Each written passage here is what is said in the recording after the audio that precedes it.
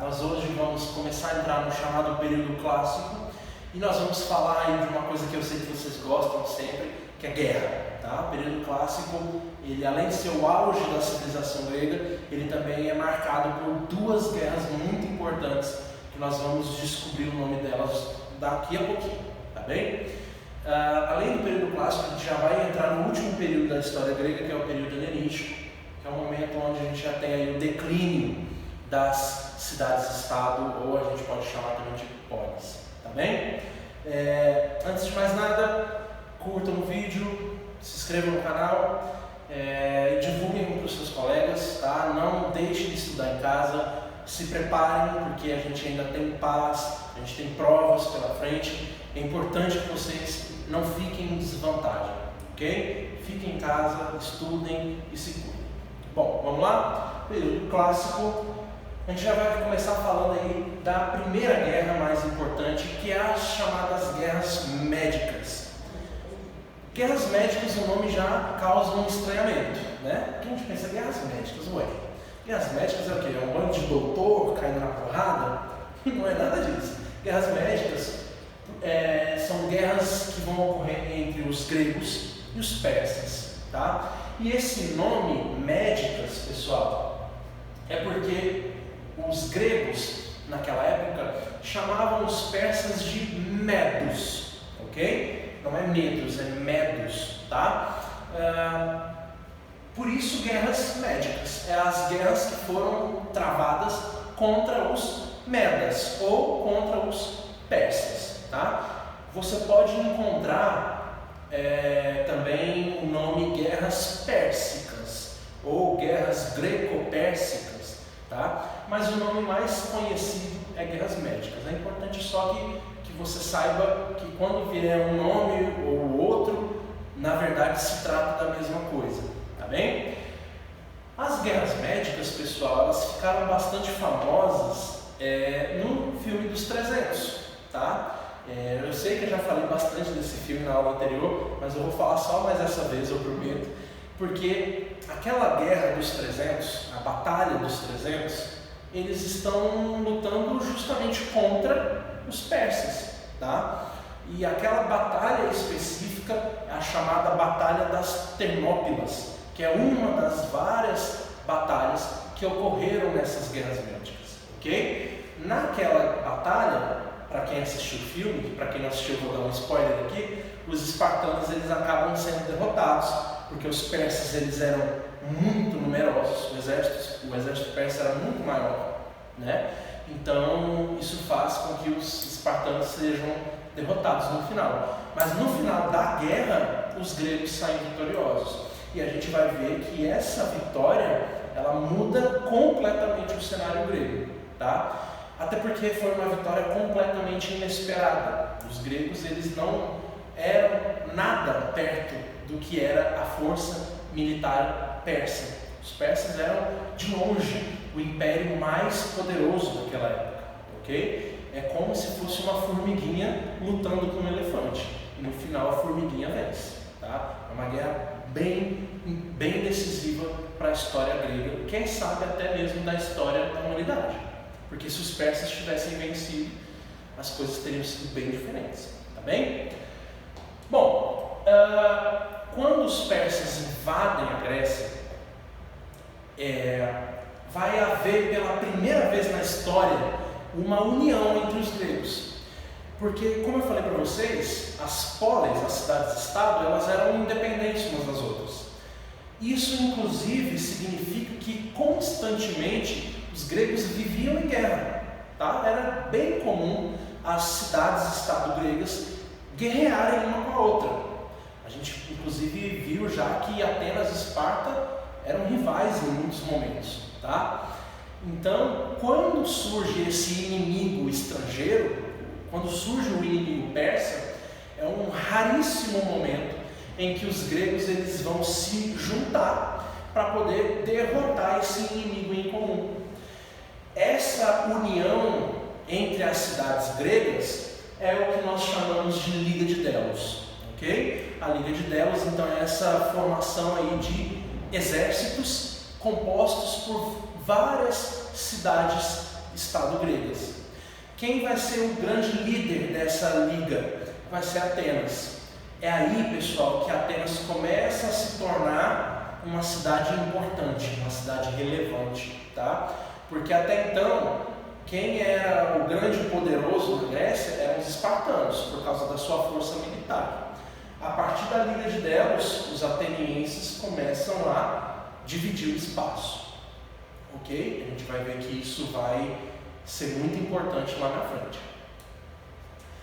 A gente vai ver que, como eu já falei para vocês, na Batalha das Termópilas, aquela dos 300, que foi uma batalha liderada pelos espartanos, os gregos saem derrotados, ok? Era realmente uma batalha que não tinha como ser vencida, tá?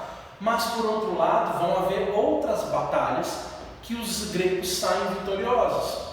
E a mais importante, aqui a gente sempre deve lembrar, a mais decisiva, é uma batalha naval, que é a Batalha de Salamina, ok? Veja, não é uma batalha terrestre, é uma batalha naval. E quem lidera essa batalha vão ser os atenienses. Então, veja só, de um lado, os espartanos foram derrotados, os grandes espartanos foram derrotados. Por outro lado, os atenienses, que até então poucas pessoas conheciam, os atenienses saíram vitoriosos. E não foi em qualquer batalha, foi uma batalha naval. Então, a partir desse momento, quando a gente tem a expulsão dos persas da Grécia, graças à força ateniense, a gente vai ter essa vitória improvável. Ninguém jamais esperaria que isso acontecesse. Era muito óbvio para as pessoas naquela época que os persas iriam vencer, como já haviam vencido em outros lugares, tá? Mas isso é o que não acontece. Os gregos saem vitoriosos e, como eu disse, graças aos atenienses. Então, quem realmente sai prestigiado dessa guerra, quem sai por cima dessa guerra, são os atenienses, né? Agora não tem mais Esparta, agora quem manda é Atenas, tá? Mesmo não sendo tão voltada para a guerra quanto eram os espartanos, Atenas se torna mais prestigiada, mais rica e mais poderosa, beleza? Isso gera uma consequência muito importante, porque agora, pessoal, só para a gente dar uma ilustrada no que foram essas batalhas, né? Soldados gregos de um lado, soldados persas de outro. Foi realmente uma guerra que durou muitos anos, tá, pessoal?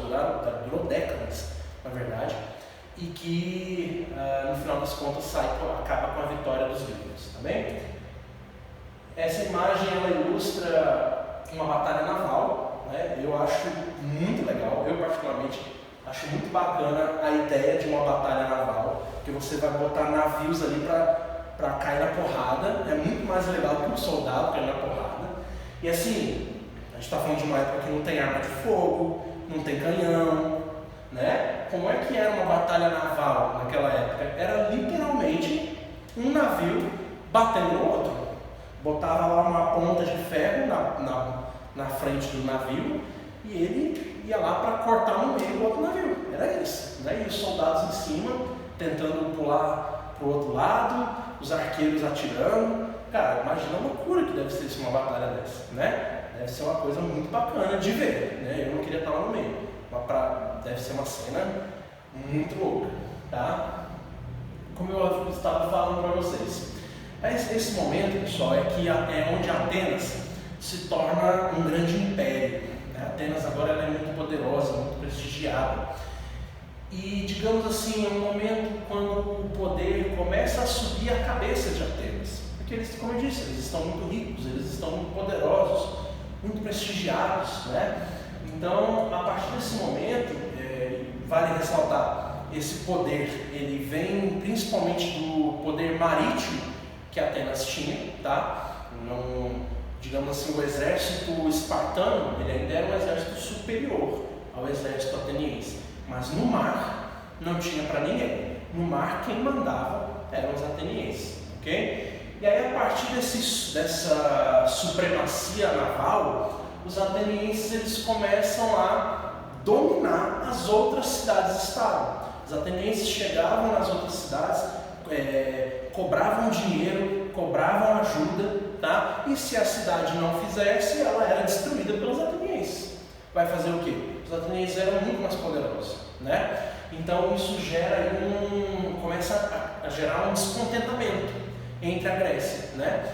E de todos os rivais de Atenas, o mais descontente não poderia ser outro, é justamente Esparta, né? Então Esparta, ela começa a se mobilizar, ela vai se juntar com outras cidades gregas que estavam descontentes com a opressão ateniense e vai formar a chamada Liga do Peloponeso. Okay? Esse nome Peloponeso era o nome da região ali na Grécia, onde ficava Esparta, tá bem? Essa Liga do Peloponeso, então, ela vai ter a liderança de Esparta e ela vai se colocar como uma oposição à Liga de Delos, que era o grupo liderado por Atenas.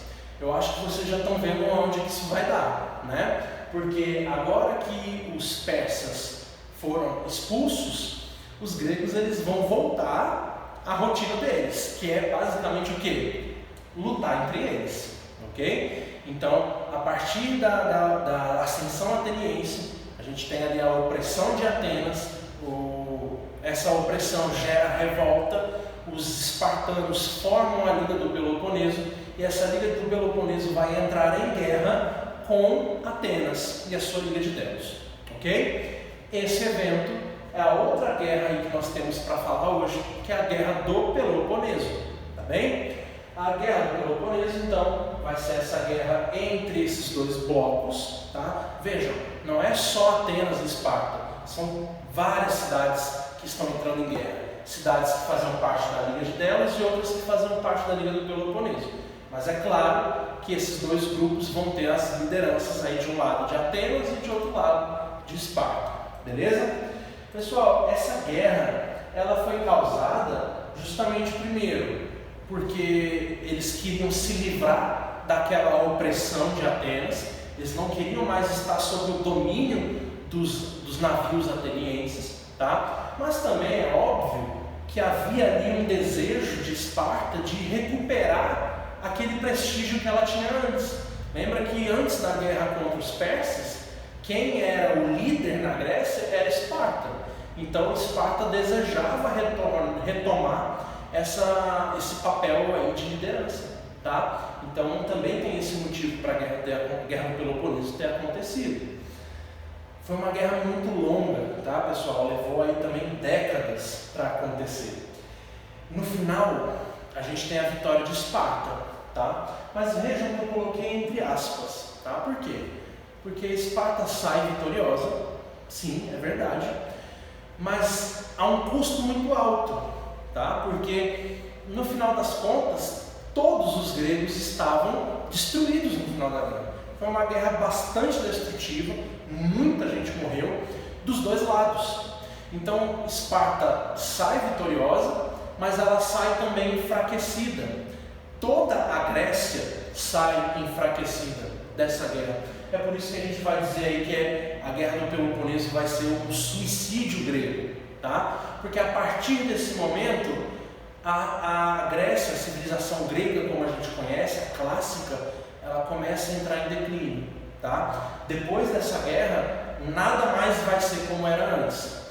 As cidades-estado, elas jamais vão conseguir atingir aquele desenvolvimento que elas haviam atingido no passado, ok?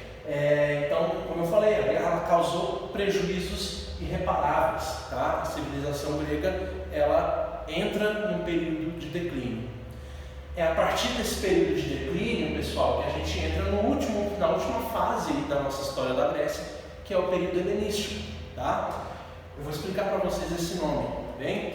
Mas é o seguinte, o período helenístico ele é marcado pela ascensão de um novo povo, de uma nova civilização, que é a Macedônia. Macedônia era ali um povo que vivia próximo aos gregos, ao norte ali da Grécia, ok? Esses caras, eles eram bastante aculturados, eles também adotavam aqueles hábitos, os costumes dos gregos, eles se viam como gregos, ok? E eles eram governados pelo rei Filipe II, ok? O Filipe II, talvez vocês nunca tenham ouvido falar, mas eu tenho certeza que muitos de vocês já ouviram falar desse outro cara, que é o filho dele, que é o Alexandre o Grande, ou você pode chamar também de Alexandre Magno, tá bem?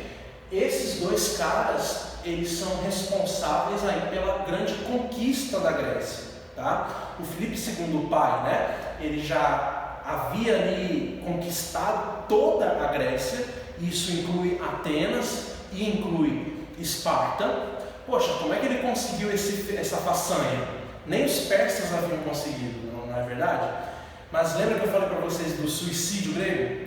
Ou seja, quando o Filipe II e os macedônios chegam naquela região, os gregos estão muito fracos por causa da guerra. Então, vai ser um pouco mais fácil para os macedônios tomar conta daquela região, ok? Quem consegue fazer isso vai ser o Filipe II. Só que depois que o Filipe II morre, quem sucede ele vai ser o Alexandre o Grande. E aí as conquistas do Alexandre o Grande vão ser ainda maiores, porque os macedônios, sob o governo do Alexandre, não só conquistam a Grécia, como eles vão conquistar a Pérsia. Lembra da Pérsia? Aquela lá que deu maior trabalho? Eles também vão conquistar a Pérsia, o Egito e a Mesopotâmia. Gente, para vocês terem uma ideia, os macedônios eles chegaram até quase a Índia, tá? A expansão do Império Macedônio foi muito grande nesse período que a gente chama de período helenístico, tá? E justamente porque desse nome, né? Período helenístico. Justamente porque... esse aqui é o Alexandre, para quem não conhece, tá? Alexandre, pessoal Alexandre, tá bem? E a gente chama de período helenístico justamente porque é um momento onde você tem uma mistura de culturas. É quando a Grécia entra em contato com a cultura oriental, aquela cultura persa, né? Aquela cultura da Babilônia, do Oriente Médio. E aí essa fusão de culturas é o que os historiadores chamam de cultura helenística, tá bem? Por isso do nome período helenístico. Esse império, pessoal, macedônio, ele vai existir ainda durante muitas décadas após as conquistas do Alexandre, tá? O Alexandre, depois que ele conquista tudo, ele morre jovem, o território é dividido entre os seus generais, mas esse território ele continua sendo governado pelos macedônios, então, durante muitos séculos, tá? Quando é que isso acaba? Acaba quando a gente começar a falar do nosso próximo conteúdo, que é sobre Roma. Quem é que vai chegar e vai acabar com essa bagunça e vai conquistar tudo de uma vez? Os romanos, ok? Então é essa conquista dos romanos que vai ser o nosso próximo assunto. Vai acontecer no ano de 146 a.C., beleza? E aí é quando a gente marca o fim da história da Grécia Antiga, beleza? A gente termina a história da Grécia com a conquista pelos romanos, beleza? Esse mapinha, pessoal, só para vocês terem uma ideia do tamanho do Império Macedônio, tá? O tamanho das conquistas do Alexandre, tá? Vejam aqui, ó. Lembra da Grécia que a gente viu antes? É isso aqui, ó, tá? Esse é o território grego, mas vejam o tamanho do território que os macedônios conquistam sob o governo de Alexandre. Toda essa região aqui da Pérsia, o Egito, a Babilônia, aqui, pessoal, já é a Índia. Então eles chegaram muito longe. Eu posso dizer que o Império Macedônio, o Império de Alexandre, é o maior império da história da humanidade. Talvez seja maior até mesmo do que o Império Romano, tá?